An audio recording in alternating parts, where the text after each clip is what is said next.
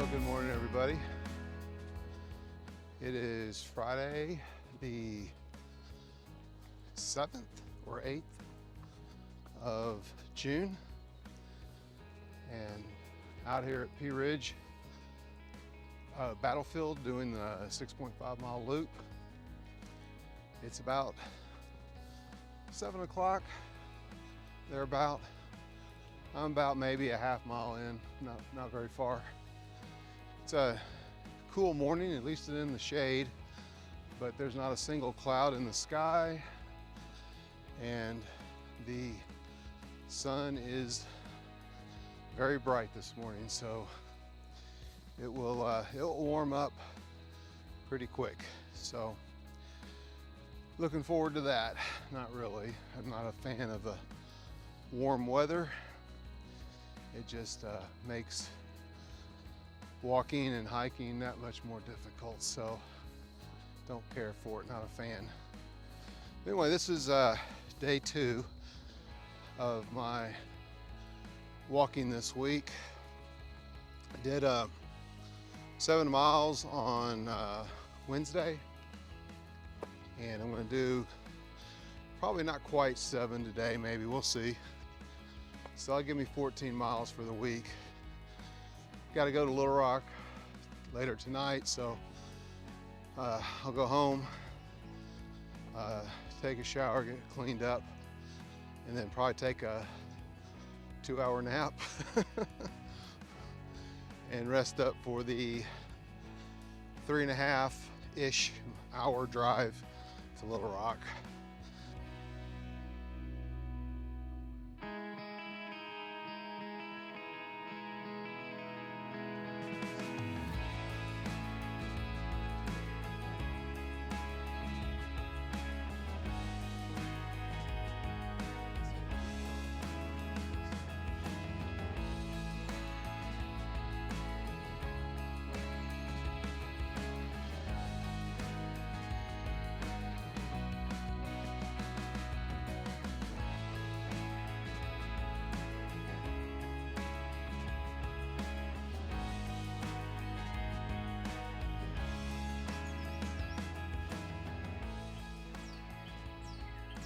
I am such a rebel, going the wrong way. Okay, I'm beginning the ascent to the top of, it's actually called, I saw this on the map, Elkhorn Mountain. I don't know what the ascent, actually I do. I think the elevation from bottom to top is like 400 feet. So it's not real bad, but it's the largest ascent on the loop. I like to go this way. You could go clockwise. I'm going counterclockwise, but if you go clockwise, you go up a long hill, and it's not quite as steep, but it is longer, I think. Could be about the same, but it's more drawn out. It's a longer hill to have to keep going up on. This one is steep, but relatively quick to get up.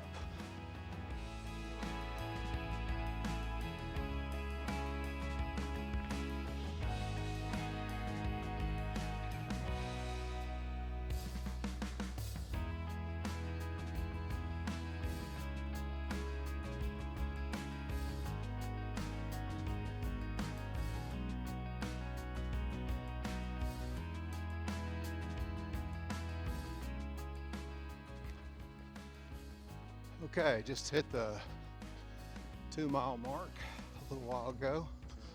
I'm at the top of Elkhorn Mountain, as they call it. In some shade. I'll take the shade every chance I get, because when I get to the other side, to the south side of the loop, that shade kind of goes away a little bit, and then you find it again about a mile and a half left in the loop. So, all right, let's see. Oh, by the way, I am testing out today a new microphone system. Actually, it's not really new. It's the Rode Wireless 2 Go, or Go 2, whatever. Jet heading out to X&A. And my other one, I've had one before for the last couple of years. Used it here and there. It really is convenient. It's a wireless microphone system. I've got the receiver on the phone, and I got the other microphone right here clipped onto my sternum strap. It does deliver very good audio. My other one, well, let me back up. A couple of days ago, I was upgrading the firmware on my original Rode Wireless 2 Go, and something happened in the firmware update, and it bricked the receiver. The two microphones, the firmware update went fine, no problem, but something happened to the receiver, and it just bricked. And I got it 2 years ago, but I went ahead and called Rode. They're out in like Portland, Oregon or somewhere. And I talked to this really nice guy, and I gave him the serial number, and he looked it up, and he goes, "Oh, you're just out of warranty by about 2 months." And I was gonna say, yeah, I figured it was probably past warranty because I've had it for 2 years. And he goes, we'll make an exception this time. I don't know why he decided to do it, but he sent me an email so I could give him all my information. And I did that, sent it back to him. Now he's gonna send me something in the mail so I can package up the microphone, send it back. So now I'll have a total of 4 of these transmitters, microphone transmitters, and 2 receivers. Now each receiver can handle 2 microphones. So it worked out, although I didn't want to have to spend more money on the new system. Oh, here comes the car. Wait till he passes. It's that maintenance guy. I think it is.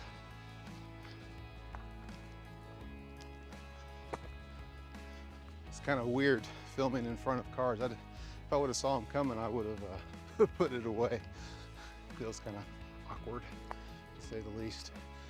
But anyway, I did have to buy a new Rode Wireless 2 Go the other day, and so now I've got 2 systems, 4 microphones, 2 receivers, and it should come in handy. I told Lucy I can hook her up to one, and she'll have her own mic system now. So when we go hiking, she can say what she wants to say, and I can incorporate it into the videos. And she was so excited about that. Just what she wants to do, talking to a microphone while she's hiking. But she's a sport about it. Just my little hobby. I like doing it. It's kind of fun. And plus, the really upside of doing all this is you get to have the memories, I'm not going to be able to do this forever. And so I take advantage of it and record it. Pictures are great, but when you have video, audio, it's just a more fulfilling experience to relive those memories that way. So, but that's just me.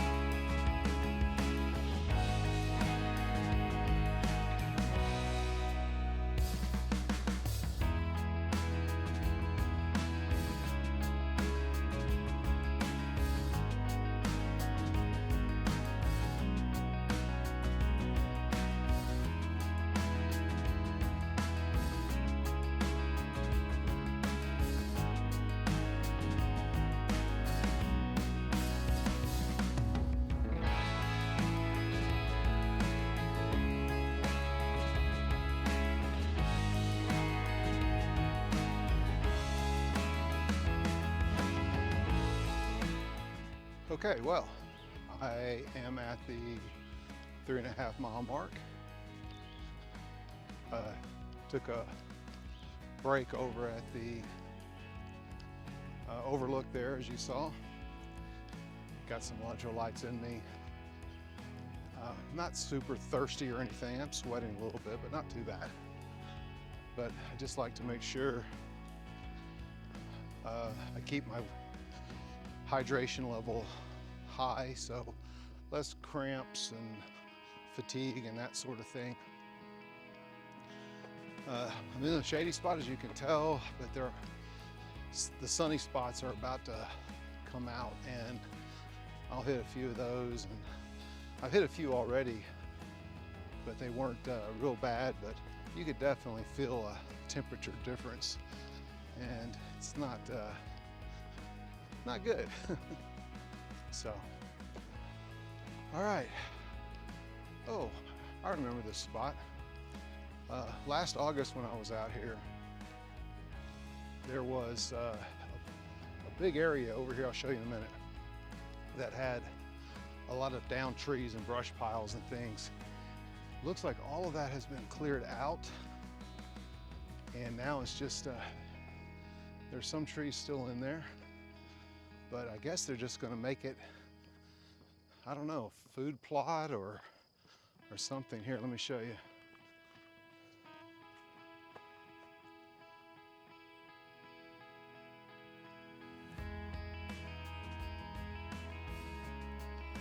This is a really gem of a spot. I've seen one vehicle and one person this morning, and that's it. And about 8 deer. So it's really a peaceful spot. You know, that's why I'm glad I don't live in a large city. You've got to share all of this with thousands of other people, and you just don't get the same level of psychological benefit from the solitude like you do here. So I'm very thankful for it, and I'm glad I have taken advantage of this. And it's just good exercise, nothing too intense, and it keeps you fit.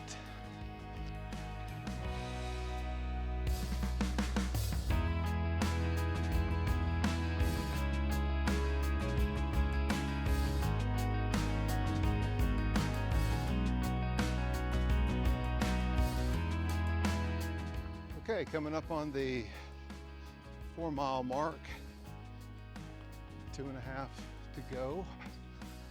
Right out here, I'll show you in just a second. Right out here is the area where you had two armies collide, as the plaque says here. Yeah, it says, imagine 7,000 Confederate troops crowded in close order along Ford Road, the lane you see on the right edge of this field. It's over there. Let's see. As they trudged east toward Elkhorn Tavern, a small Union force of Iowa cavalrymen, only 600, unexpectedly appeared from the thick belt of trees seen on the left down there. Neither force expected a fight here. 3 Union cannon unlimbered and fired into the massive rebel formation. Within minutes, 3,000 cavalrymen from Texas and Arkansas turned off the road. With war whoops, they swept over the Wiley Foster's wheat field here. The shattered Federals fled back through the trees. So that was, I think, on day 1 of the battle, because they got pushed all the way back to Leetown, which is down here. But anyway, this is what the area looks like.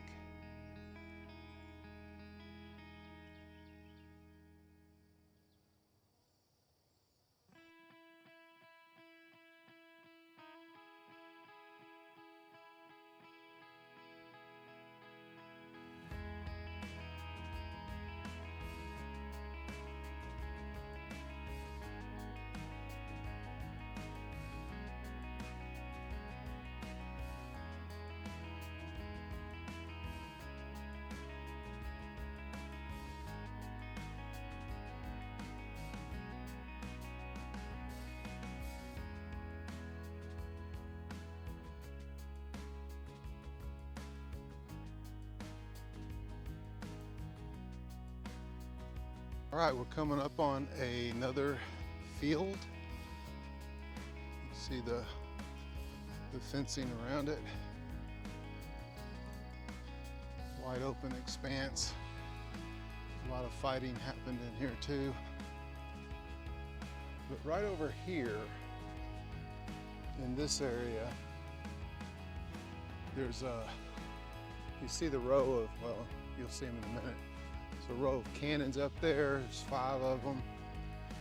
And the plaque up there talks about the troops coming out of that tree line there. I believe it was the Confederates and Union forces were back here. Again, you have to understand the Union forces were mostly over there by the Elkhorn Tavern, and they got pushed all the way back here, and eventually they get pushed all the way back a little further into a place called Leetown before they were able to regroup and stop the Confederates. They almost got routed, in other words.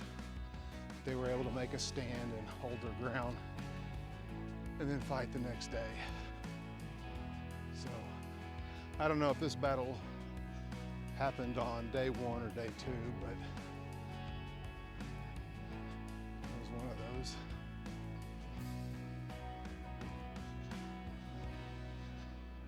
Something funny just happened. I just encountered my second person out here. First person was a runner. The second person that just went by was on one of those e-bikes. And like I said, there's only one really big hill out here. It's back there around the 3 mile point. And otherwise it's not terrible terrain as far as, you know, a lot of ups and downs. It's relatively flat. This person's on an e-bike and they go by and they're barely pedaling. It's like the bike was doing, you know, at least 70% of the work. And I mean, I don't know, maybe there's some sort of medical condition that a person has that would require that sort of assistance. But all things being equal, this is really not a place where you would want to use an e-bike for exercise. I mean, I guess they're fine for touring, looking around, you know, sightseeing kind of things, but, oh, here comes another one.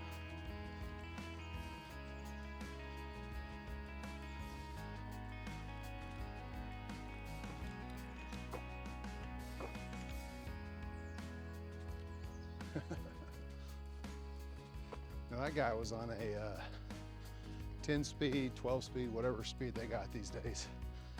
And he was doing it right. He was on a real bike.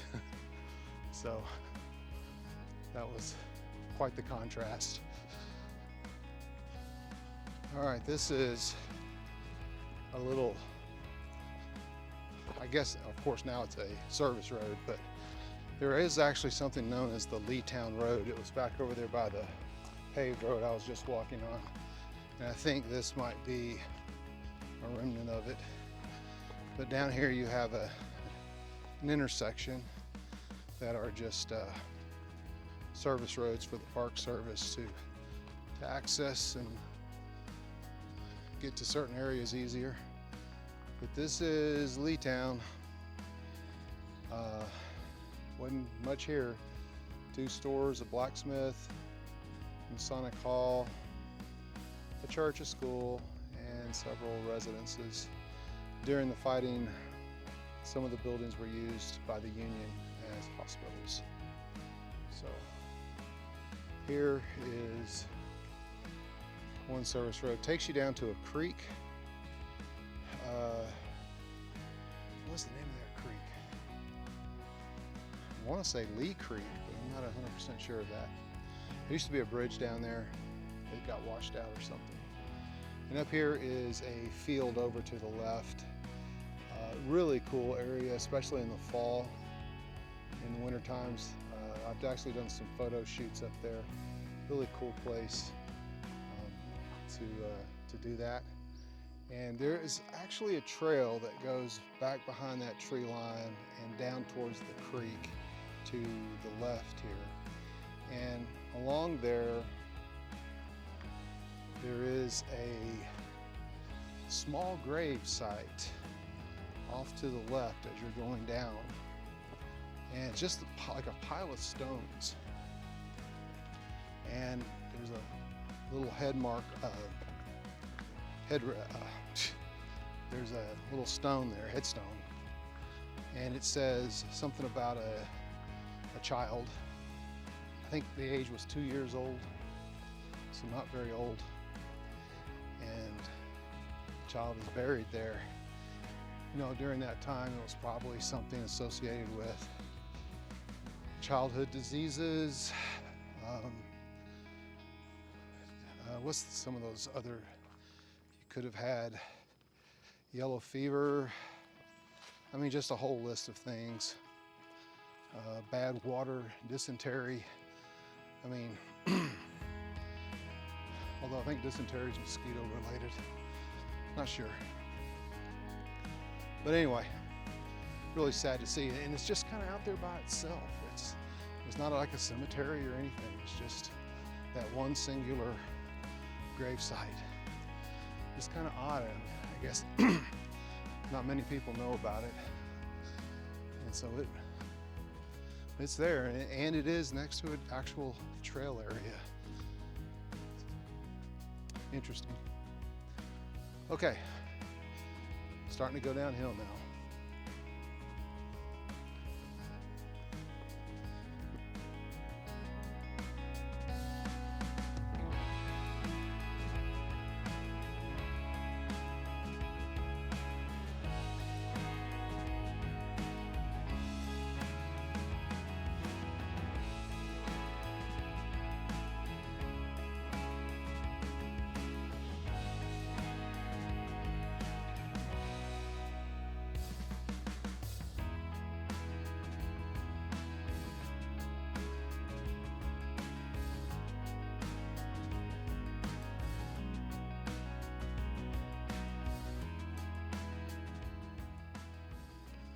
That was the main creek that runs through the park. It goes all the way down there, of course, and it intersects with another creek. I've walked that creek before. It's really neat. It's got some interesting rock layers in there that are really slick. You can really bust your butt in there. Okay. Climbing up the hill, and then I'm going to hit that sunlight, and it's going to be blinding and very warm. But there are some trees that will throw some shadows at you a little further down, but this is not going to be fun.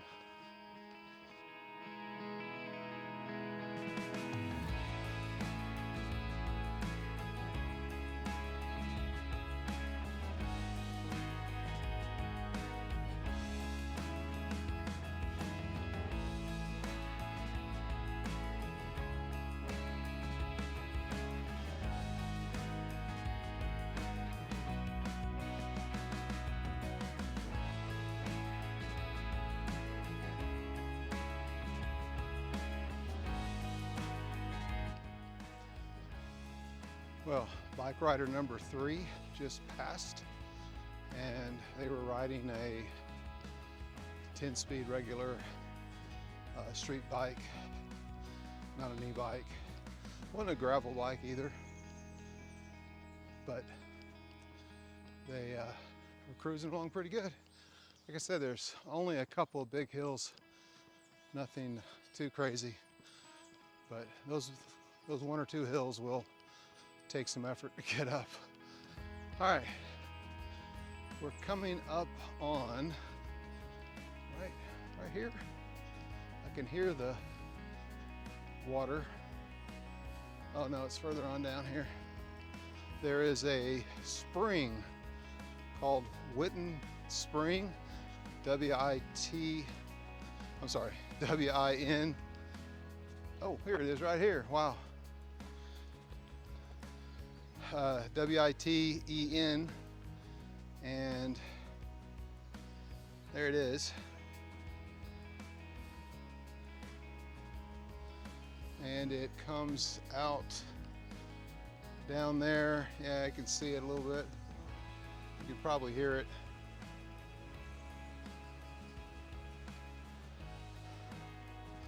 Anyway, it's a spring.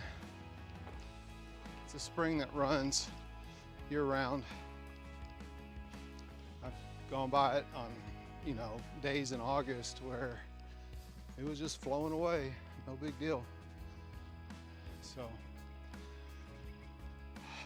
but there has been some rain recently, so I think it probably has a little more water than usual, maybe. Coming up to another bridge. There's a little side road that takes you up to a parking area. That's where people who have horses and their horse trailers, they park them up there. And then they go ride around the park. Don't see a whole lot of that out here. I have seen some. Oh, here comes some more walkers. So, but you do see some horses out here.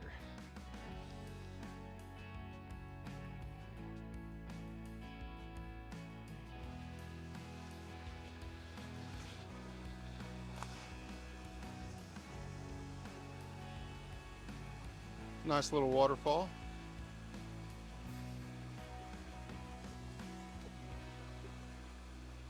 Kind of cool.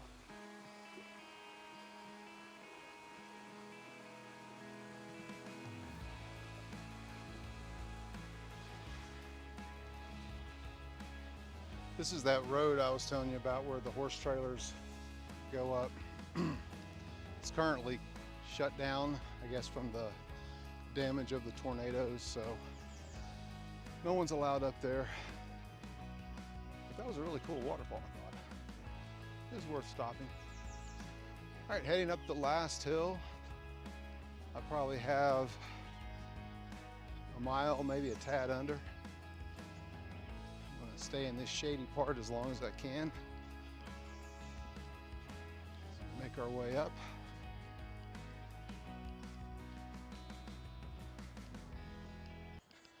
That woman on that e-bike just passed me. I guess she's doing 2 loops today. She was moving on down the hill. I'm going up.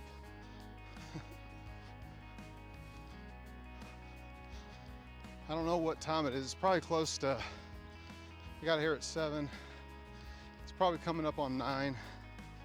Yeah, the watch says almost 2 hours I've been out here. Going a little slower than normal because I'm filming, but so it's probably coming up on 9 o'clock, and it's warm. I can't imagine what it'll be like in a month.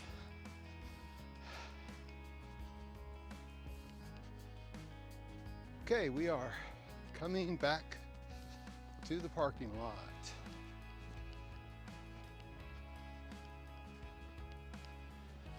There's a car coming out of the loop. That's where I started.